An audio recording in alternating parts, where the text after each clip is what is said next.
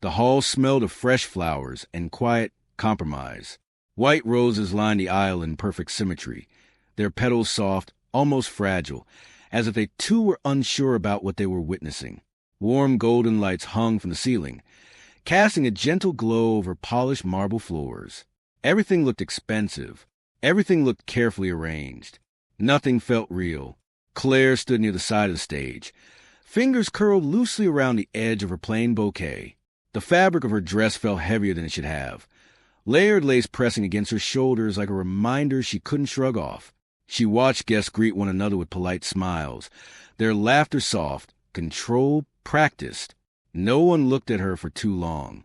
They glanced, nodded, and then their eyes moved away, as if she were a temporary detail in a larger design. The music began, slow, elegant piano notes floating through the hall. The sound echoed gently, wrapping around the room, filling spaces that conversation carefully avoided. Claire inhaled. The air smelled faintly of perfume and polished wood. It was a scent she would never associate with comfort. Across the hall, Gerald stood with his grandfather, speaking in low tones.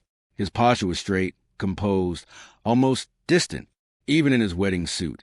He looked more like a man attending a formal meeting than someone beginning a marriage.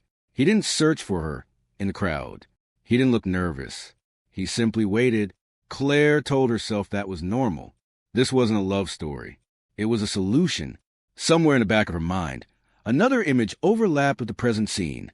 A small rural house, paint peeling under the summer sun, the faint smell of medicine lingering in narrow rooms. Her father lying on a worn bed, breathing slowly, each breath sounding like effort. Bills stacked neatly on a table that always seemed too small for the weight they carried. She blinked, forcing the memory away. Today wasn't about hospitals. It wasn't about debts.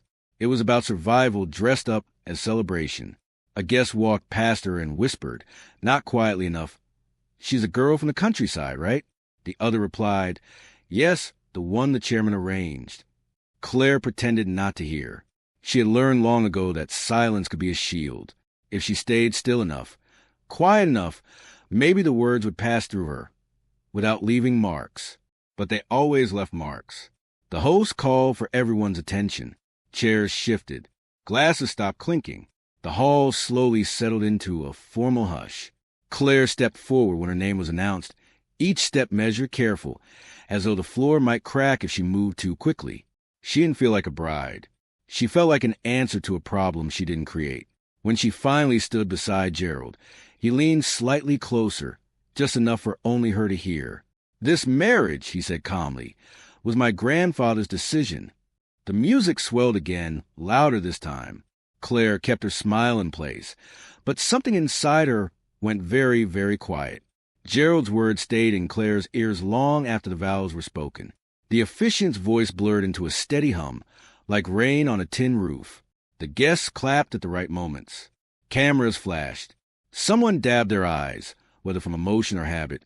Claire couldn't tell. She stood perfectly still, smile held in place like a mask that fit too tight.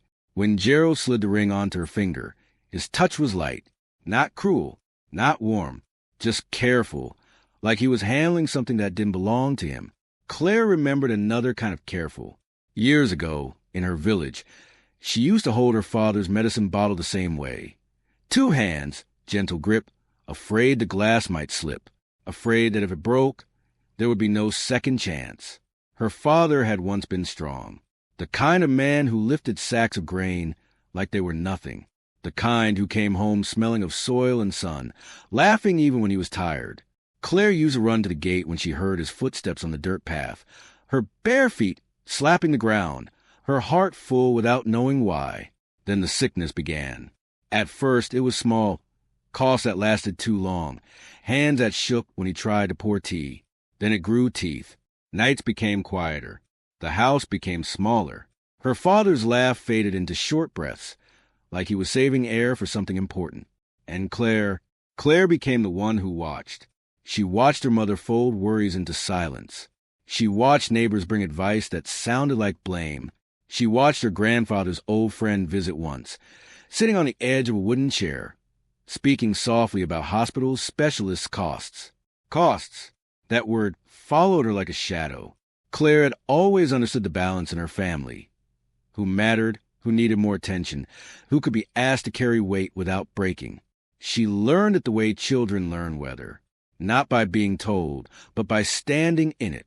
When she was young, her mother would smooth her hair with quick fingers and say, "Be good. Don't cause trouble." Not because Claire was difficult, because it was easier to ask her to disappear. At family gatherings, adults praised other children loudly. How smart they were, how pretty, how promising. Claire's compliments were quieter, delivered like leftovers. "She's obedient," someone would say, as if that was enough to build a future. Even as her father grew weaker, Claire heard the same message in different forms. Don't ask too much, don't eat too much, don't take up space. So when the old friend offered a way out, when marriage was presented like a lifeboat, Claire didn't scream. She didn't run. She simply nodded, because she had been trained for years to accept solutions that hurt her. After the ceremony, Gerald's grandfather approached them with a satisfied smile. He looked at Claire as if she were a successful investment. "You did well," he told her. Claire lowered her eyes politely. Her ring felt cold. Behind her, the guests laughed again, louder now, as if the serious part was over. But Claire felt something else beginning. Something slow, something heavy, as Gerald's hand moved into his pocket, and he pressed a black credit card into her palm. "Use this," he murmured. "I'll take responsibility." Then, without looking at her, he added, "I'm leaving tonight." The reception hall was louder than before, but Claire heard everything as if from underwater. Music rose in cheerful waves. Glasses clinked. Guests gathered in small circles, laughing with a warmth that never quite reached her. The chandelier lights reflected off polished tables, scattering soft gold across the floor. It should have felt festive. It should have felt like a beginning. Instead, it felt like a performance she had accidentally walked into.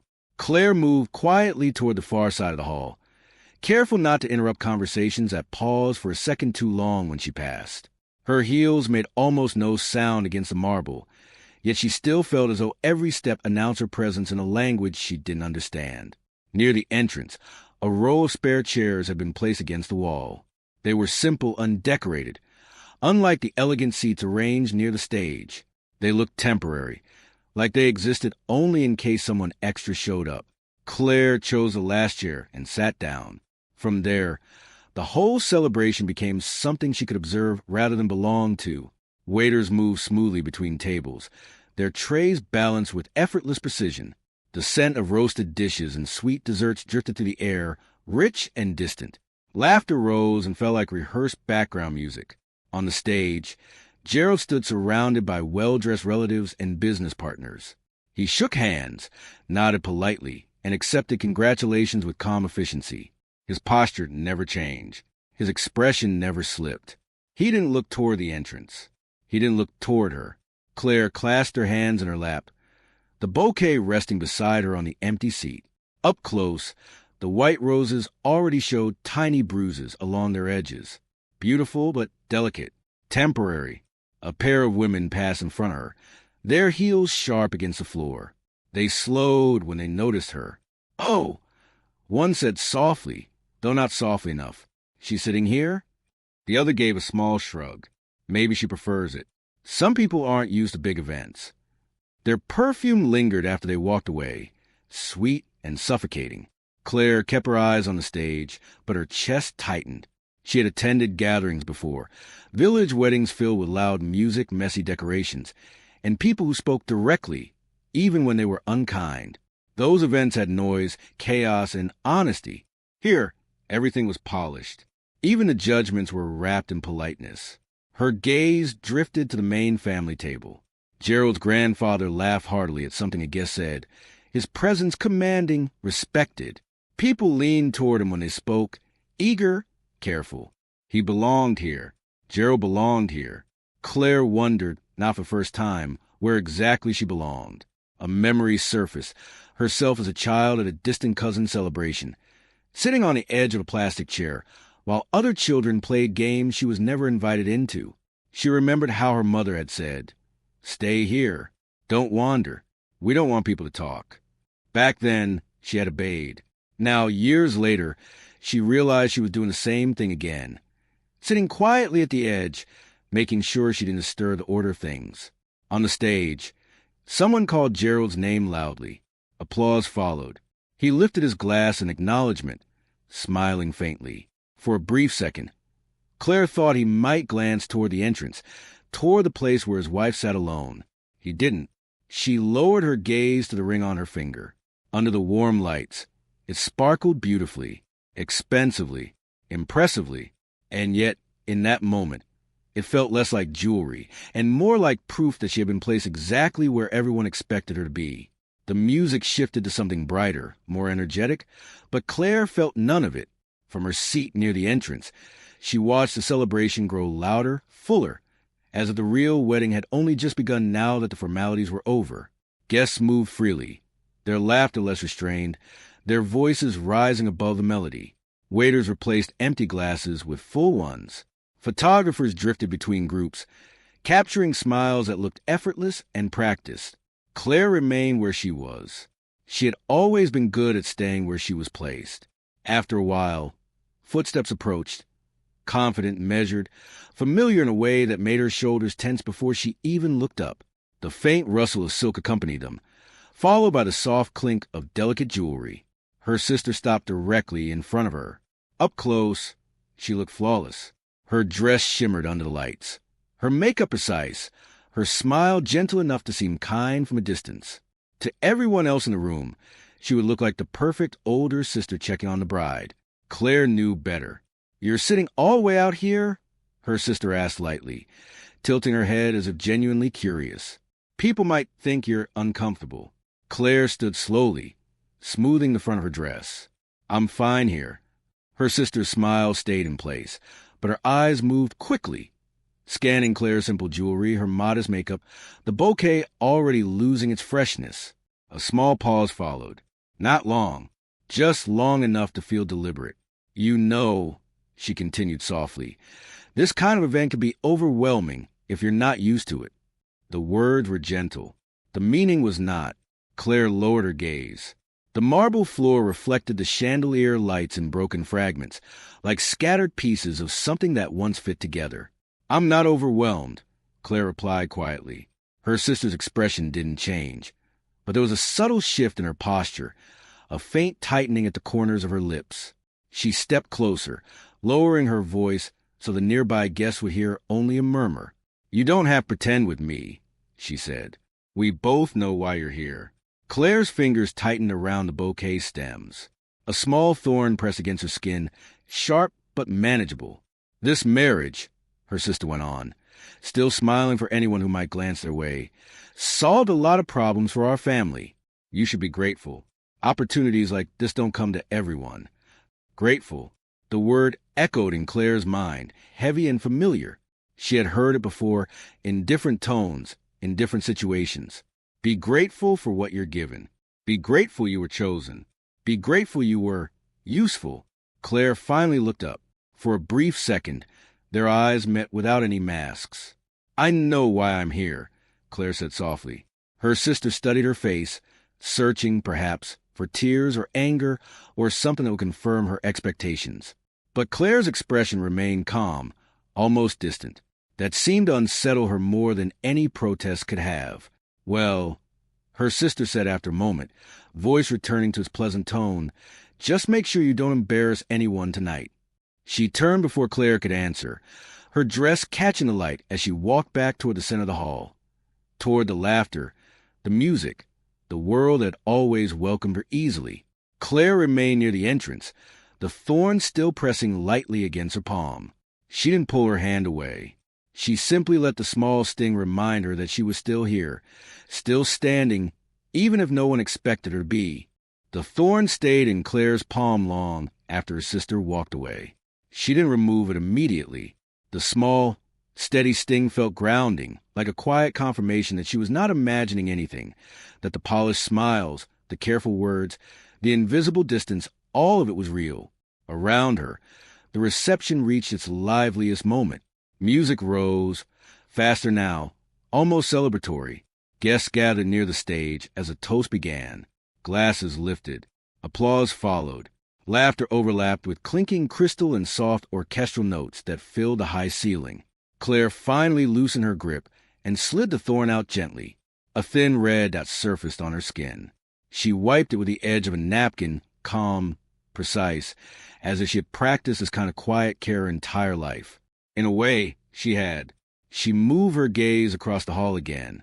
Everywhere she looked, people were leaning toward one another, talking, sharing, belonging. Even the staff blended into the rhythm of the evening, their movements smooth, unnoticed, but essential. Claire realized something then. She was the only person in the room who had no role to perform, except to exist exactly as expected. A bride who asked for nothing, a daughter who complained about nothing, a solution who caused no trouble. Her fingers brushed the ring again. Under the lights, it still sparkled brilliantly. To everyone else, it probably looked like luck. Like elevation, like she had been lifted into a better life. But inside, Claire felt no triumph, no excitement, only a strange, growing clarity, slow and steady, like dawn pushing through a long night. She thought of her father's weak smile when she told him about the marriage. He had tried to look relieved, tried to hide the guilt in his eyes. "It's only temporary," she had whispered to him back then, squeezing his hand. "Just until everything gets better." She had said it with certainty. Now, standing in the middle of a grand celebration that felt more like a contract signing, she wondered if she had been comforting him or herself. On the stage, Gerald finished another conversation. He adjusted his cufflinks, nodded to someone, then accepted another handshake. Efficient, polite, distant. Claire watched him carefully this time, not as a bride watching her husband, but as someone observing the person her future had been quietly attached to. He still hadn't looked for her. That absence no longer felt surprising. It felt instructive. A small shift happened inside her then, so quiet that no one could have noticed, not even if they were standing right beside her. It wasn't anger. It wasn't sadness. It was something steadier, something harder to name. Understanding. If this marriage was built on responsibility rather than affection, if her presence here was meant to solve problems rather than create connection, then perhaps she had been looking at it the wrong way from the start. Perhaps this was not a place where she would be protected. Perhaps this was a place where she would have to protect herself. Claire straightened slightly, adjusting the fall of her dress, not to impress anyone, but to feel her own balance return. The hall still buzzed with celebration, unaware of the quiet decision forming in the mind of the bride who stood near the entrance. She would not create scenes. She would not demand attention. She would not beg for understanding. She would simply endure and remember, because somewhere deep inside, beneath years of silence and obedience, a small voice had begun to whisper that endurance did not mean weakness. It meant waiting, and waiting, she sensed, was only the beginning of something no one else in this hall was prepared for. The music faded into the background as Claire's mind slipped quietly into the past. It happened without warning, the way certain memories always returned, uninvited, precise, impossible to ignore. The hall around her blurred slightly, its golden lights dimming as another scene layered itself gently over the present. She was standing in her family's small living room again. The curtains were thin, letting in pale afternoon sunlight that made the worn furniture look even older. The smell of herbal medicine lingered heavily in the air. Her father lay on a narrow bed near the window, eyes closed, chest rising and falling with uneven effort. Every breath sounded careful, measured, as if he was negotiating with his own body. Claire had been kneeling beside him, adjusting the blanket that kept slipping from his shoulders. That was the day her sister first mentioned the proposal. It had sounded casual at first, almost thoughtful. "There's someone grandfather knows," her sister had said, leaning against the doorway with a calm expression. "A very respected family. They're looking for a bride." Claire remembered how she had paused, fingers still on the edge of the blanket. She hadn't asked any questions right away. Questions required courage. At that moment, she only had concern for her father, for the bills piling silently on the table, for the quiet tension that had become the background noise of their lives. Her sister had continued gently, as if discussing the weather. "They don't care about background.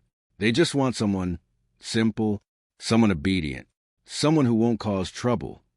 Simple, obedient, trouble-free.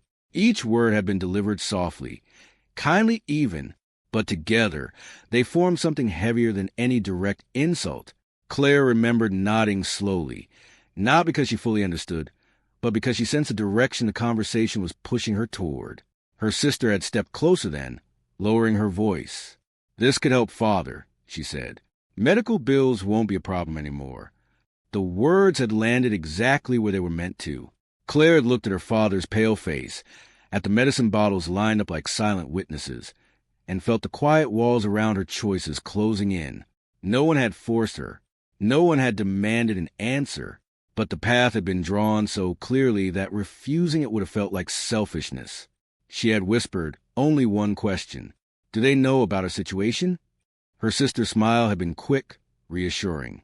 "Of course. That's why they're offering. They're generous people." Generous. The memory shifted slightly, sharpening at the edges. Claire could now recall the subtle satisfaction that flickered in her sister's eyes before it disappeared behind concern. At the time, Claire hadn't recognized it. She had been too focused on her father's weak breathing, too desperate for a solution that didn't involve watching him grow worse day by day. She had agreed that evening, not dramatically, not tearfully, just a quiet nod over dinner that no one truly tasted. Back in the present, Claire blinked slowly as the wedding hall came back into focus. The laughter, the music, the polished smiles, all returned. Exactly what it had been. Nothing around her had changed. But inside, the memories settled heavily. For the first time, she allowed herself to wonder, not with accusation, not with anger, but with quiet curiosity, how much of that solution had truly been about saving her father, and how much had been about removing her from places she was never meant to occupy. The thought didn't hurt sharply. It hurt slowly, like a truth that had always existed, waiting patiently for her to notice it. A soft voice from the stage pulled Claire back into the present. Someone was announcing the next part of the reception, gift presentations. Guests began lining up in an orderly flow, each carrying carefully wrapped boxes, envelopes, or elegant baskets tied with ribbons. The movement looked graceful from afar, almost ceremonial, like each gift carried its own unspoken message about status, expectation, and belonging. Claire remained near the entrance, watching the line form. She hadn't prepared anything elaborate. There had been no time for that. No budget either.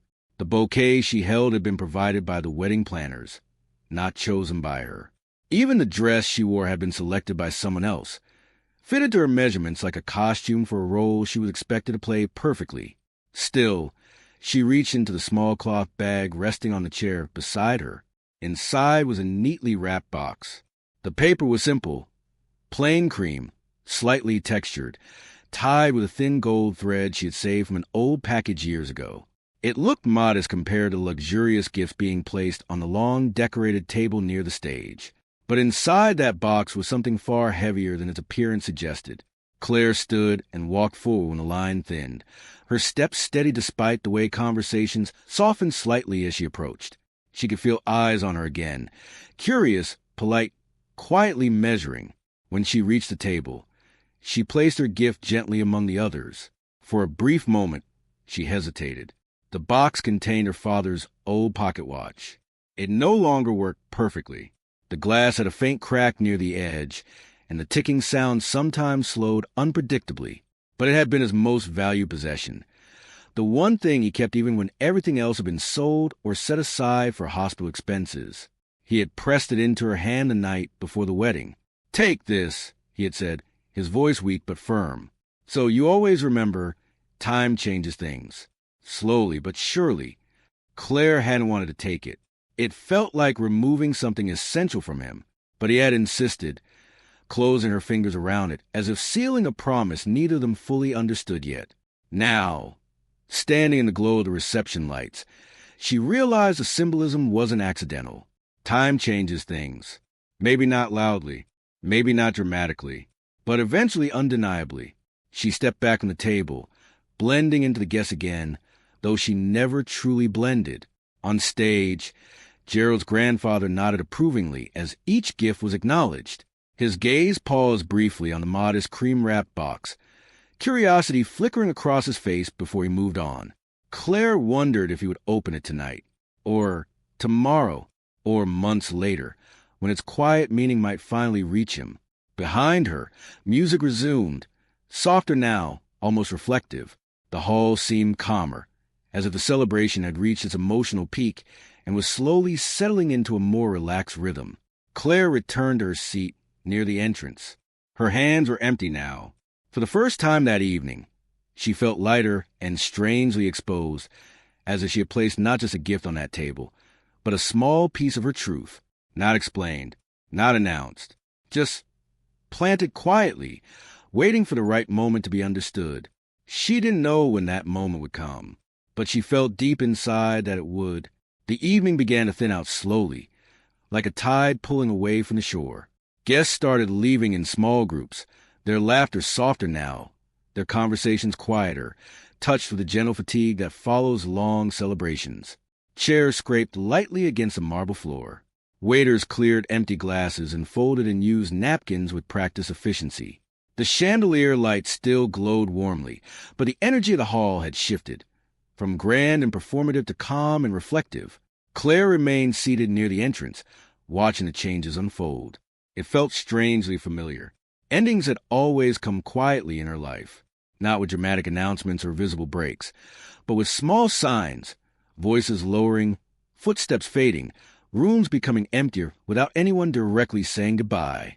On the stage, Gerald's grandfather spoke with a few remaining guests. His posture still strong, still commanding. Gerald stood beside him, listening attentively, nodding when appropriate. From a distance, they looked like two men discussing business after a successful deal, not a grandfather and grandson at a wedding reception. Claire wondered briefly if that was what this day truly was. A deal successfully completed. The thought didn't make her bitter. It only made her feel distant, as if she were observing her own life from a few steps away. She folded her hands neatly in her lap, her gaze drifting to the large glass doors at the end of the hall. Beyond them, night had fully settled. The city lights shimmered faintly, blurred by the reflection of the interior glow. Night meant departure. Gerald had said he was leaving tonight. The words returned to her now with quiet clarity. At the time, they had felt abrupt, almost unreal. Now, as the celebration dissolved into scattered conversations and soft goodbyes, they felt inevitable. A solution arranged quickly would also move quickly. She stood slowly, adjusting the hem of her dress one last time. The fabric felt lighter than before, or maybe she had simply grown used to its weight. A few guests nodded politely as she passed them, their smiles courteous, detached. No one stopped her. No one asked where she was going. She reached the large glass doors and paused. Outside, the night air looked cool and still. Street lights lined the road in perfect intervals, casting long shadows that stretched across the pavement. For a moment, she considered stepping out just to breathe, just to feel something real that wasn't wrapped in ceremony and expectation. But before she could decide, she sensed someone approaching from behind. Footsteps, measured, familiar. She didn't turn immediately. Somewhere inside her, a quiet tension rose. Not fear, not anticipation, but a steady awareness that something important was about to be said, or perhaps not said at all. The footsteps stopped a short distance behind her. Claire looked at the reflection in the glass first. Gerald stood there, composed as always, his expression calm, unreadable. The warm hall lights framed his silhouette, while the darkness outside stretched endlessly in front of them. For a few seconds, neither of them spoke. The silence between them felt heavier than any conversation they had shared that day. Finally, Gerald reached into his pocket. The faint sound of something small and metallic shifting broke the stillness, and Claire realized at this quiet moment, standing between the fading celebration and the waiting night, might be the last calm breath before everything in her life began to change in ways she couldn't yet imagine. Gerald stepped closer, his reflection aligning beside Claire's in the glass doors. For a moment, they looked like a normal couple pausing together after their wedding. Two silhouettes framed by warm light behind them and quiet night ahead. Anyone watching from a distance might have thought this was an intimate moment, the kind newlyweds shared before leaving for their new life. But the silence between them was too measured to be tender. Gerald didn't stand too close. He left a respectful distance, as if even this conversation needed clear boundaries. In his hand was a small, flat envelope. He held it out toward her, without ceremony. "Your documents," he said calmly, "and a secondary card, in case you need separate access." Claire didn't take it immediately. She watched his reflection instead. His posture was straight, composed, almost formal. There was no hostility in him, no impatience, only a quiet sense of duty, as if he were completing the final steps of an arrangement that had already been decided long before today. "Thank you," she replied softly, finally accepting the envelope. Their fingers didn't touch. Behind them, a burst of laughter erupted from the remaining guests. Someone toasted loudly. Applause followed, echoing briefly before fading again. The celebration was still alive, just not here, not in this quiet space between exit and expectation. Gerald exhaled slowly, then spoke again.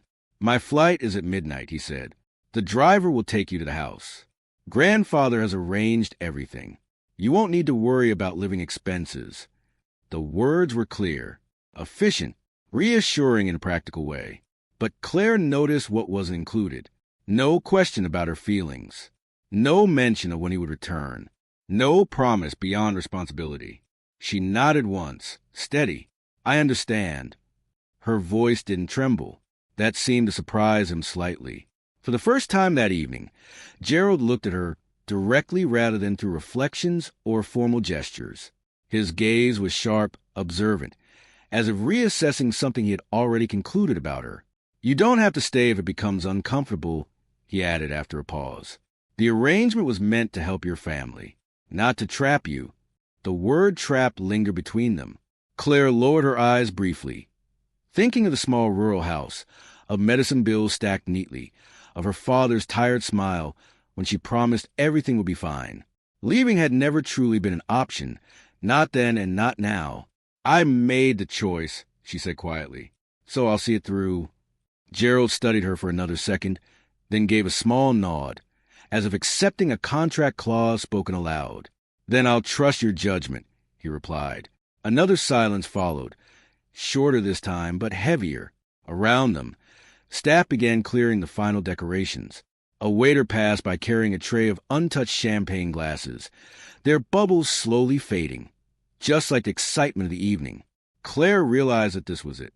No dramatic farewell, no symbolic gesture, just a quiet exchange of responsibility and understanding. Gerald turned slightly, preparing to leave. Before he walked away, he stopped once more and said, almost as an afterthought, "If there are any difficulties, inform grandfather." "Not me." The unspoken words echoed louder than anything he had said aloud. Claire watched him walk back toward the stage lights, his figure gradually blending again into the world that felt natural to him. She remained by the glass doors, the envelope now resting lightly in her hands. Outside, the night stretched forward, calm, unknown, waiting. Inside, the last of the applause faded, and Claire understood with quiet clarity that the real story of her marriage was not beginning with a celebration. It was beginning with an absence. The house Gerald's grandfather arranged for her was far larger than anything Claire had ever lived in. It stood at the end of a quiet, tree-lined street, its tall iron gates opening smoothly as the car approached, as if it had been expecting her long before she arrived. Soft lights illuminated the pathway leading to the entrance. The building itself looked calm, elegant, and distant, beautiful in a way that felt more like a display than a home. Claire stepped out slowly, the night air cooler here than at the hotel. Somewhere nearby, leaves rustled faintly, and the faint scent of trimmed grass lingered in the stillness. The driver placed her small suitcase beside her, nodded respectfully, and left without unnecessary conversation. The gates closed behind the car with a quiet metallic sound. It echoed longer than it should have. Inside, the house was perfectly arranged. Furniture aligned neatly, curtains drawn halfway. Every room carried the faint smell of new polish and unused space. A staff member greeted her politely, guiding her through wide hallways and up a staircase that seemed to stretch higher than needed. "This will be your room, madam," the woman said gently, opening a large door. The bedroom was spacious, decorated in soft, neutral tones. A large bed stood in the center, untouched, its sheets perfectly smooth. A vanity table rested near the window, its mirror reflecting the quiet emptiness behind her. There were no personal items, no photos, no signs that anyone had ever lived here before. It felt prepared, but not lived in. Claire thanked the staff member softly. Once the door closed, the silence became complete. She placed the envelope Gerald had given her on the bedside table. The black card slid halfway out, its sleek surface catching the dim lamplight. Next to it, she set her father's old pocket watch, still wrapped in its simple cream paper. The two objects lay side by side, one representing wealth and convenience, the other memory and sacrifice. For a long time, she just stood there, the quiet pressed gently against her ears. In the distance, a clock somewhere in the house ticked steadily, each second marking the beginning of a life that felt carefully arranged but emotionally vacant. She sat on the edge of bed, her dress rustling softly. The fabric that felt heavy earlier now seemed strangely weightless, as if the ceremony had stripped it of meaning the moment it ended. She removed her veil slowly and folded it neatly, placing it beside the watch. Midnight came without announcement. No message, no call, no final goodbye. Claire imagined Gerald at the airport, walking through bright terminals with the same composed expression, already stepping back into a world of meetings and responsibilities that had no space for confusion or emotional hesitation. She didn't resent him. That surprised her. Instead, she felt something quieter, an understanding that their lives had intersected not out of love or coincidence, but out of necessity. He had offered responsibility. She had offered acceptance. And between those two offers, a marriage had been formed. She lay down carefully, staring at the unfamiliar ceiling. The room was too large, too quiet, too perfect. For the first time that day, exhaustion settled over her fully. Not dramatic exhaustion, not the kind that led to tears or collapse. Just a slow, steady tiredness that reached deep into her bones, the kind built from years of holding things in. As sleep finally approached, one thought lingered, clear and undeniable. Tomorrow, the world would see her as Mrs. Shea, the wife of a powerful chairman. But tonight, alone in a house that echoed with careful arrangements, Claire knew the truth with painful clarity. Morning arrived quietly, almost respectfully, as if aware that nothing in this house truly needed waking. Soft sunlight filtered through the curtains, casting pale lines across the large bedroom floor. The light touched everything, the untouched vanity, the neatly folded veil, the black card, and the small wrapped pocket watch resting side by side on the table. Nothing had moved during the night. Nothing had changed. Claire opened her eyes slowly. For a brief second, she didn't remember where she was. The ceiling looked unfamiliar, too high, too clean. Then the event of the previous day returned in a steady flow. The ceremony, the applause, Gerald's calm voice, the closing gates, the empty room. Reality settled gently, without drama. She sat up, her bare feet touching the cold floor. The chill grounded her. It reminded her that this life, no matter how distant it felt emotionally, was real and waiting for her to step into it. Downstairs, the house staff moved quietly, their footsteps soft, their voices hushed. Breakfast had been prepared already, laid out neatly on a long dining table that could easily seat more than 10 people. Claire paused at the doorway before entering, momentarily overwhelmed by the sheer size of the room compared to the small wooden table she had grown up with. She chose a seat at the very end. Habit. The food was warm and beautifully arranged, but she ate slowly, almost mechanically. Each bite felt heavier than expected, as though she were not just swallowing food, but also the quiet reality of her new role.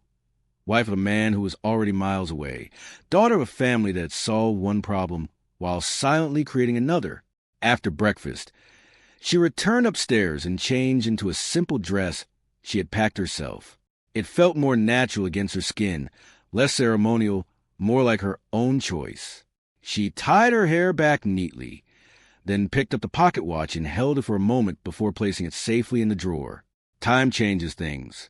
Her father's voice echoed faintly in her memory. She opened the envelope next. Inside were identification documents, access cards, and a short handwritten note from Gerald's grandfather. "You are part of this family now. Conduct yourself with dignity. Everything necessary has been arranged. No warmth, no cruelty, just expectation. Claire folded the note carefully and placed it back. The message was clear. She had been given resources, security, and status. In return, she was expected to remain composed, obedient, and grateful. She stood by the window, looking out at the quiet street. Cars passed occasionally. People walked their dogs. Life moved forward. Unaware that inside this elegant house, a young woman was silently recalculating what her future truly meant. She realized then that nothing dramatic had happened. No confrontation, no rejection, no open conflict. And yet, something essential had shifted inside her. She was no longer the girl waiting to be accepted, waiting to be noticed, waiting to be told she belonged. That version of her had been left behind somewhere between the wedding hall and this silent morning. What remained was quieter, but stronger, not hardened, not angry, just aware. Aware that dignity did not come from titles. Aware that respect could not be forced by arrangements. Aware that her life, even inside this marriage, would ultimately be shaped by the choices she made quietly each day. Claire took a slow breath, then turned away from the window. The house was large, the future uncertain, the marriage distant. But for the first time, she felt a small, steady sense of control returning. Not over others, not over circumstances, but over herself. And sometimes, she thought, that was the only beginning that truly mattered. Days passed quietly after that morning, blending into one another with a calm rhythm that almost felt unreal. Claire settled into the large house as if she were learning the layout of a museum, careful not to disturb anything, careful not to leave traces that suggested she fully belonged. She woke early, ate modestly, and spent long hours reading or organizing small things that didn't actually need organizing. The staff treated her with polite respect, never unkind, never overly familiar. Their professionalism created a gentle distance, the kind that kept emotions from forming, but also prevented any sense of loneliness from being openly acknowledged. Sometimes, she would stand in the garden behind the house. It was beautifully maintained, every hedge trimmed perfectly, every flower arranged with intentional balance. The scent of fresh earth and blooming petals should have felt peaceful. Instead, it often reminded her of how carefully her life had been arranged too. Beautiful on the surface, controlled underneath. She called her father every evening. His voice sounded stronger some days, weaker on others, but always warm when he spoke to her. He asked about the house, about whether she was eating well, about whether her new family treated her kindly. Claire always answered the same way. "Everything is fine." She described the garden, the large rooms, the quiet mornings. She never mentioned the silence that stretched through her days like an invisible thread. He didn't need to hear that part. One afternoon, as sunlight filtered softly through the living room windows, Claire took the pocket watch out of the drawer again. She opened it gently. The ticking was uneven, but steady enough to be heard in the quiet room. Time changes things. She thought about the girl who had once believed that acceptance would come if she stayed quiet enough, grateful enough, useful enough. That girl had walked into a grand wedding hall, hoping to finally belong somewhere. Now, sitting alone in a house filled with everything she once thought would solve her problems, Claire understood something deeper. Belonging was not given by titles. It was not secured by sacrifices others never noticed. And it certainly was not guaranteed by a ring placed gently on her finger under warm golden lights. Belonging, she realized, was something she would have to build slowly, through dignity, through patience, through choices that protected her self-respect, even when no one else was watching. She closed the watch and held it against her palm for a moment, grounding herself in its familiar weight. Outside, a breeze moved the garden, rustling leaves softly. Inside, the house remained quiet, but the silence no longer felt empty. It felt expectant, as if waiting to see what kind of person she would become within these carefully arranged walls. Claire stood and walked toward the window again. Somewhere far away, Gerald continued his life of meetings and responsibilities. Somewhere back home, her father continued his slow recovery. And here, in this calm space between duty and independence, Claire began to understand that her story was not defined by the marriage itself, but by how she chose to live within it. She exhaled slowly, a faint but steady resolve settling in her chest. If time truly changed things, then perhaps one day, this quiet endurance would transform into something stronger, something no arrangement, no title, and no silent expectation could ever take away from her. And if you were in Claire's place, would you keep enduring quietly? Or would you start shaping your own future, even inside a life chosen for you?